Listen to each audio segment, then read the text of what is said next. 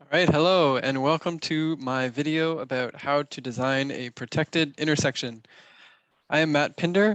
I am a transportation engineer, and I design streets like this for work, but I'm also very passionate about encouraging the use of walking and cycling and transit as modes of transportation. And I have done a lot of design of, in particular, protected intersections through my work. Now, I'll link in the description on what protected intersections are. There's some great resources out there. But the purpose of this video is to show that designing protected intersections is not actually something that is difficult, and it shouldn't be intimidating. So whether you're an advocate or another designer or just someone who's interested in learning more about these, I hope this video is useful for you in learning about how safer intersection design for pedestrians and cyclists can come together. So I am challenging myself today, because I've designed so many of these, to design a protected intersection from scratch in 10 minutes or less. I'm going to first share with you a little bit about the intersection I've chosen, and then I'm going to start the clock and we'll see how far I get. So we're looking today at the city of Burlington in the province of Ontario in Canada. And we're looking at the intersection of Brant and Fairview Street. You can see this is a pretty large intersection today. There's turn lanes in all directions, multiple through lanes, long crossing distances, and right turn channels. The reason I have picked this location, one reason is that it has a very large footprint, which gives a lot of opportunity to work with more space to repurpose that for pedestrians and cyclists. It also does have existing cycling facilities to an extent in every direction. So it's a natural choice for upgrading to make it safer for cycling and pedestrians. And then finally, it's very close to downtown Burlington, just south of here, a very pedestrian and intensifying area. And immediately east is Burlington GO Station, a major regional rail station that has been upgraded and has new bike parking and is a very natural destination to safely cycle to. So that's the intersection we're going to be working with. In terms of the guidelines that I'm working with today, I'm mostly using Ontario's Book 18 Cycling Facilities, a guide that I contributed to, and also the Ottawa Protected Intersection Design Guide, another really great resource for designing protected intersections. I'll put a link in the description to that as well. So I'm using a tool called Bluebeam, and this is a tool that allows me to measure and do a kind of a markup of an aerial image that is scaled. So rather than just doing squiggles on a map, I'm going to come up with a design that actually is proportional to what could be built here. All right, so without further ado, let's get going. I'm going to start out by the key with a protected intersection is that the bike lanes go on the outside of all the vehicle lanes. So first, you can see there's a bike lane to the left of the through lane, or the right turn lane. I'm going to measure out a new right turn lane that's going to go here, and that is going to become the new curb line for this intersection. So it's going to be left through right. And then I'm going to measure out the new curb line on the east side here as well. You can see that with a protected intersection, all the bike infrastructure goes into the boulevard of the roadway. So my new curbs are going to be there. And I'm just going to assume you need to do some analysis to determine the right corner radius to use. But for an arterial intersection like this, 12 meters is somewhere in the realm of possibility. So I'm going to assume that that will be the curb radius that I can work with. So immediately you can see by taking the bike facility off the road into the boulevard and turning this right turn channel or slip lane into an adjacent or a normal right turn lane, I have created a lot of extra boulevard space. There it is. I'm gonna delete these working lines here, and I'm gonna repeat this for all the other intersection corners. Okay, so on the north side, there are only 2 through lanes going to the intersection. I'm going to note that this is a right turn lane, and I'm gonna draw it like that. So because there's only 2 through lanes, we only need 2 through lanes on the other side of the intersection. So the curb for my intersection on the north side will follow this line, and my right turn lane is already there on the westbound approach. So there's my new westbound curb. And just like the other side, I'm going to draw out a 12-meter corner, just like that. And then I'm going to mark out a new boulevard area. So you can see I'm doing this corner pretty rough here. If I was designing this in CAD or doing a more detailed design, this would be more thought out, but this is what we can do in 10 minutes, I think.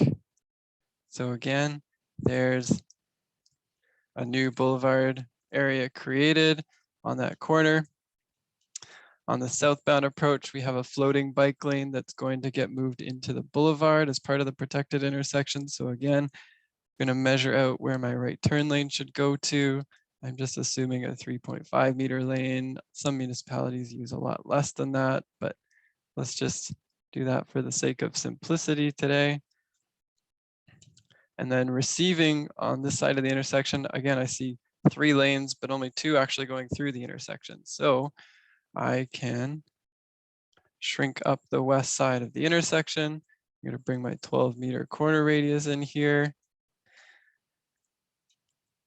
and draw the new boulevard space that I have created again by removing those right turn channels and moving the bike lanes into the boulevard. And it's okay that the 3rd lane over there could form after the intersection. Maybe it's needed for the next intersection. I'm not too sure. But at this intersection itself, there is no need for that extra lane other than to give right turning drivers a reason to accelerate through that corner. Okay, 3 of 4 corners done. Let's finish off this step for the last corner. Looks like another floating bike lane, so I'm going to measure this out again. Find 3.5 meters about.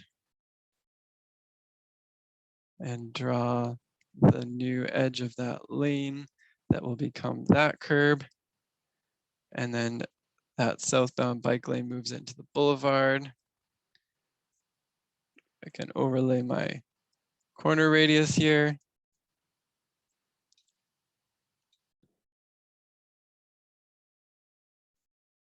There we go. Drawing out this new boulevard space that I'm creating.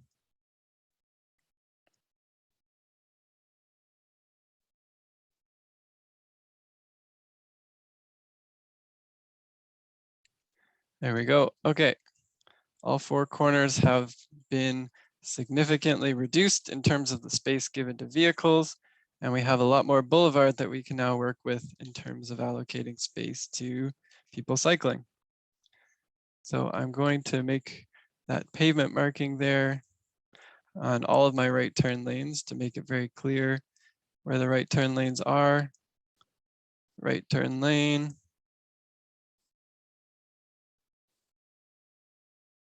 Right turn lane.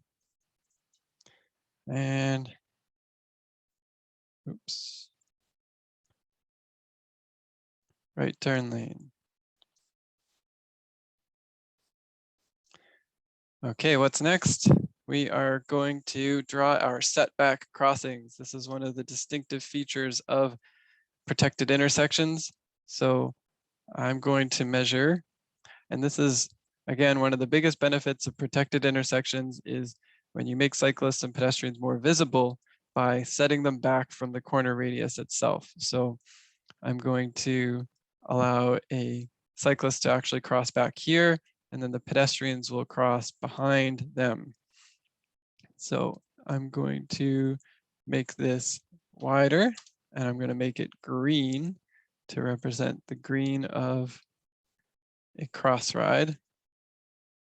There we go. It's going to go all the way through the intersection. And then behind that is going to be a crosswalk.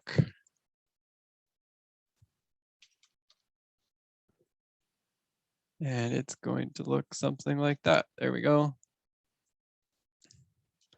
Okay, similar, I'm going to do the same thing for the other approaches. Project out my curb and then measure 5 meters off of that. The setback can be a range. 5 meters is kind of the center of that range, but it can be, you know, it's whatever you can fit. 4 is the minimum that's usually desirable, but you can go 6 meters or higher. It really depends on the context.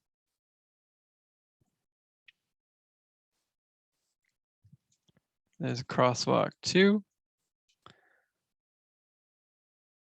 Let's do corner number 3. There's my projected curb and my 5 meter setback. Again, I'm going to do this one quickly while I'm at it. 5 meters. I'll take this cross ride, put it there, and then this cross ride, and I will put it here.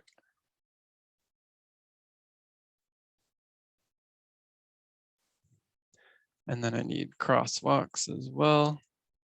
Do those up quickly.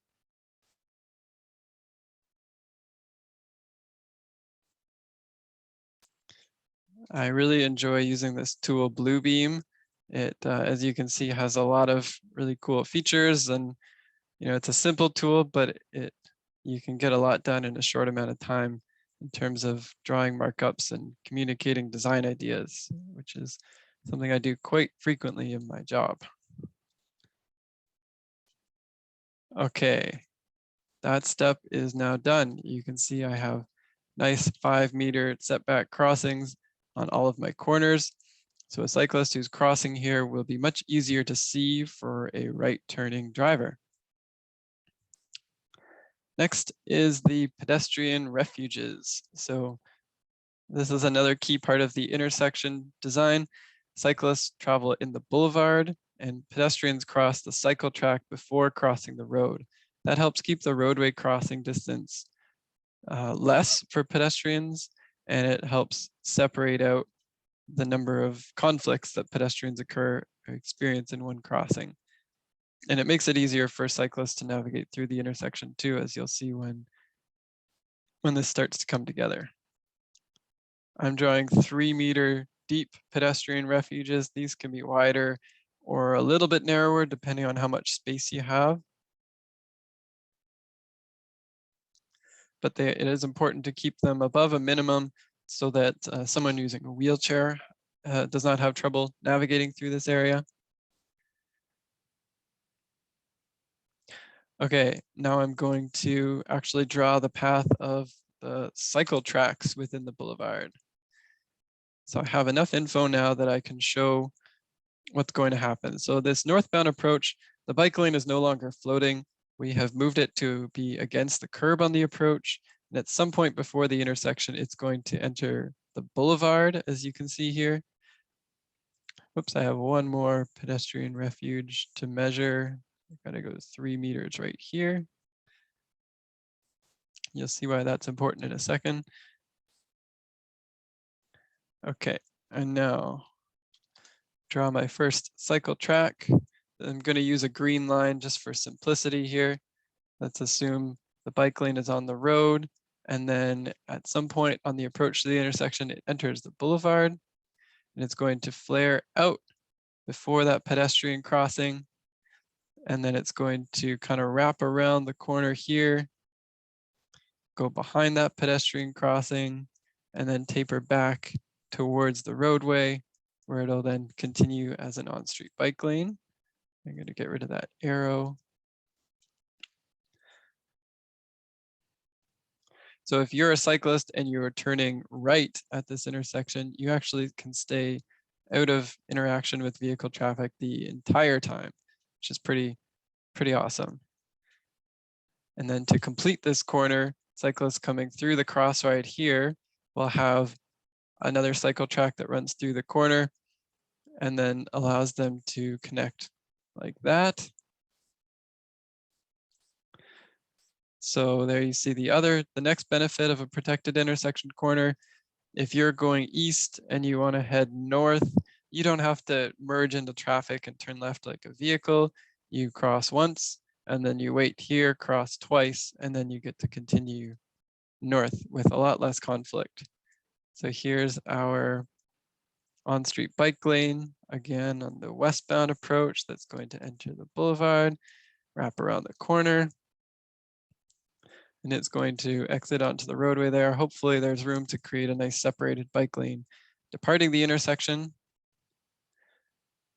And then again, nice little wrap around here for that 2-stage left turn. Okay, that's 2 of the crossings done. Again, that southbound bike lane won't be floating anymore. It'll be moved against the curb. Then on the approach, it goes behind this pedestrian refuge. There we go. The westbound cross ride, bike mixing area on the corner there, just like that.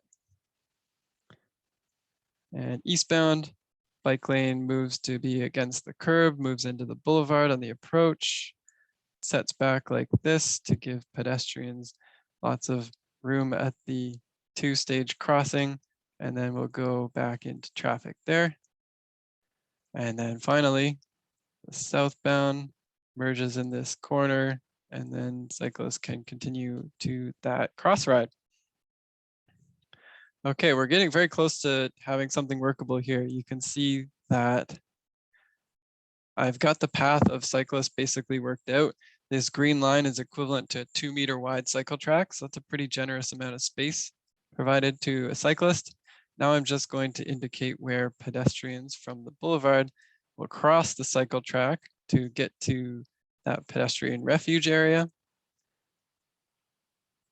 There's different ways you can design those, but you want to make sure that they encourage cyclists to yield to pedestrians with signage and pavement markings, and maybe even raising or lowering the crossings.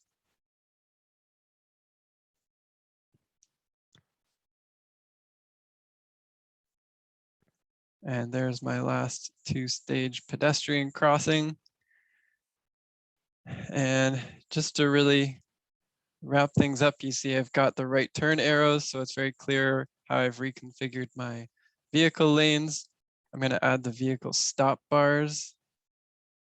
So you will notice that a big change with protected intersections, they do end up with the vehicle stop bar set back quite a bit from where it is previously.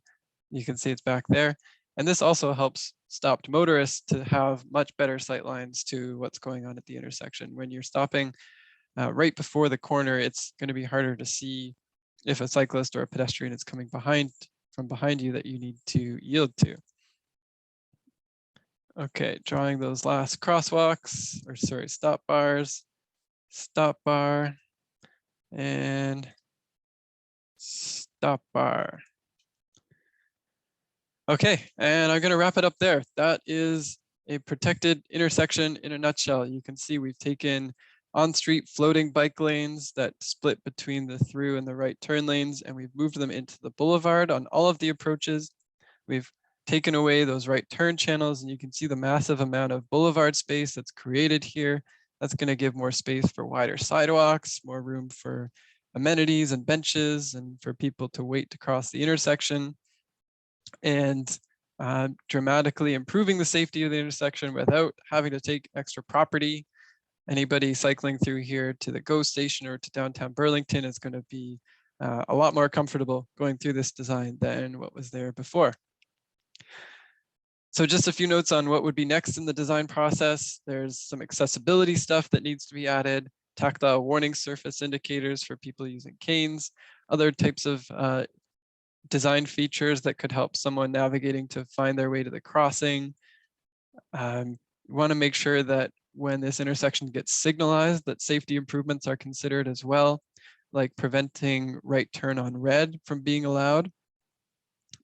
And then even the 12-meter corner radius I've used is a bit larger than perhaps what is needed. And something that could be considered is what is called a truck apron that encourages passenger vehicles to take a tighter turning path while still accommodating that infrequent large truck. And you're starting to see more of those come up in designs. It looks something like this, but the materials can be very different. But that's a key element to making these even safer. And that's it. Thanks for tuning in to this video. I hope it's really useful, and I hope it inspires you to advocate for this type of infrastructure in your community and to show that it's really not that hard. And thanks for your time, and we'll see you next time.